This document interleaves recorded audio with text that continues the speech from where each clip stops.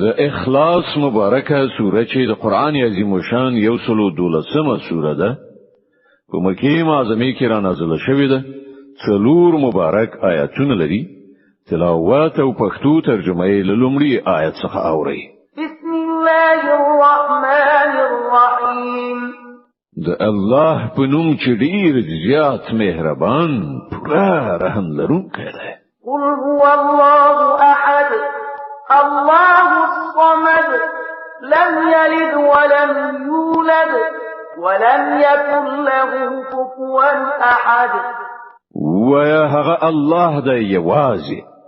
الله هیڅ چاته اړ نه دی او ټول هغه ته اړ دي نه د هغه څوک اولاد دی او نه هغه د چا اولاد دی او هیڅ څوک د هغه سیال نشته